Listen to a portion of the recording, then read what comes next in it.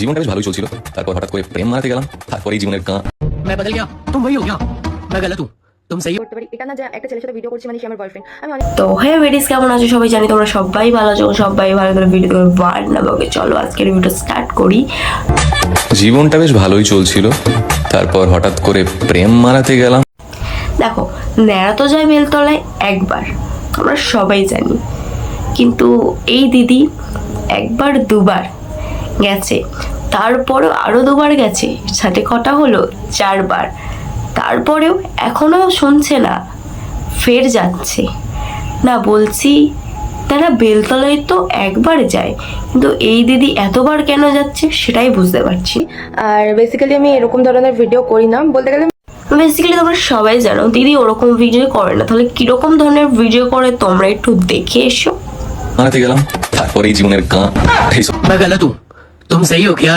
ও এখন আবার বলছে নাকি দিদি ভিডিও করে না। তাহলে দিদির চ্যানেলে এতগুলো কিসের ভিডিও, মানে কার ভিডিও? তোমার চ্যানেলে নিশ্চয়ই অন্য কেউ এসে ভিডিও করে যায়নি, ওটা তোমারই ভিডিও। সবকিছু মেনে নিয়েছি, আগে থেকে অনেকটা ম্যাচুরেট হয়ে গেছে, এখন অনেকটা তার মানে দিদি এতদিন ম্যাচিওর ছিল না। তাহলে যখন তুমি ম্যাচিওরই ছিলে না, তাহলে একটা কোশ্চেন, ম্যাচিওর আনম্যাচিওর হয়ে তাহলে বিয়ের পরে সব করলেটা কি করে? তার মানে ওইগুলো করতে গেলে তো ম্যাচিওর হওয়া দরকার না। তার মানে তুমি আনম্যাচিওর হয়েই তুমি ফুল সজ্জাটা করে দিলে। তো যে আমি কারোর সাথে ভিডিও করলে তাকে ভাবো আমার বয়ফ্রেন্ড। সো ভিডিও করলেই মানে বয়ফ্রেন্ড হয়ে যাবে এর কোনো মানে নেই। আমরা কন্টেন্ট ক্রিয়েটার, আমাদের কন্টেন্ট লাগবে। আমরা কন্টেন্ট ক্রিয়েটার, তা তুমি কোন ধরনের কন্টেন্ট ক্রিয়েটার শুনি? একবার বিয়ে করার পর আবার চলে আসছো, আবার যাচ্ছো, এসে আবার অন্য ছেলেদের সাথে ভিডিও করছো, এইগুলো কন্টেন্ট বলে? ও জানতাম না, এইগুলো তুমি ক্রিয়েট করছো।